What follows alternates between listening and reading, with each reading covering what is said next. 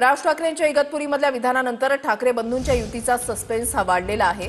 विजयी मेळावा केवळ मराठी पुरताच होता असं राज ठाकरेंनी स्पष्ट केलंय। विजयी मेळाव्याचा राजकारणाशी संबंध नाही असं विधान सुद्धा इगतपुरीमधल्या अनौपचारिक गप्पा दरम्यान राज ठाकरेंनी केलेलं आहे। नोव्हेंबर-डिसेंबर दरम्यान चित्र पाहूनच युतीचा निर्णय होईल असंही राज ठाकरे यांनी म्हटलंय। मराठीचा विजयी मेळावा केवळ मराठी पुरताच, त्याचा राजकारणाशी संबंध नाही असं राज ठाकरे म्हणाले। नोव्हेंबर-डिसेंबरच्या दरम्यान चित्र पाहूनच युतीचा निर्णय घेतला जाईल असं राज ठाकरे म्हणाले।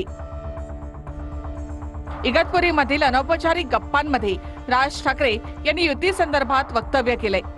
त्याआधी कोणीही युती संदर्भामध्ये बोलू नये असे आदेश राज ठाकरे यांनी काढले होते। त्यामुळे ठाकरेंच्या शिवसेनेकडून युतीबाबत टाळी दिलेली असताना मनसेकडून मात्र ही सावध भूमिका पाहायला मिळते। राज ठाकरे यांच्या वक्तव्यानंतर ठाकरे बंधूंच्या युतीचा सस्पेन्स वाढवण्यात आलाय। शिबिराच्या निमित्तानं राज ठाकरे 3 दिवसांसाठी इगतपुरीमध्ये आहेत।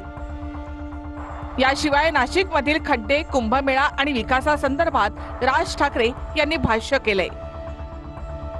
वेळ आली तर मनसे ही एकटी सुद्धा लढू शकते महापालिका। म्हणजे आहेच ना, ते आतापर्यंत निवडणुका तशाच लढवल्या ना। आतापर्यंत गेले 20 वर्षात आम्ही एकटा जीवानी सदाशिवच होतो, वेगळं कोणीच नव्हतं। आमच्यासोबत आम्ही एकटी लढत होतो।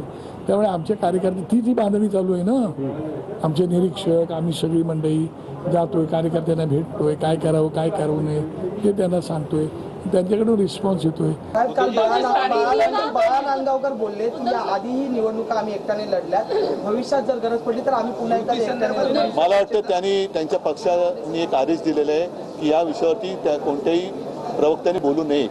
उद्धवजी, पण प्रश्न असा आहे की दोन्ही ठाकरे बंधू एकत्र आल्यानंतर स्थानिक स्वराज्य संस्थांच्या निवड आपण फार सकारात्मक दिसत आहात। अरे पण आधी स्थानिक स्वराज्य संस्थेच्या निवडणुका जाहीर तर होऊ द्या। ठीक आहे, चला। एक लक्षात घ्या की या विषयावरती आता चर्चा फार झाली आणि होते। हे माननीय उद्धव ठाकरे, माननीय राज ठाकरे एकत्र येतील का आणि पुढे काय करतील। मला वाटतं त्याला महानगरपालिका निवडणुका अजून जाहीर झालेल्या नाहीत आणि त्यानंतर तुम्ही हा प्रश्न विचारा। पण ठीक आहे, मी एवढंच म्हणतोय की लोकांची इच्छा आहे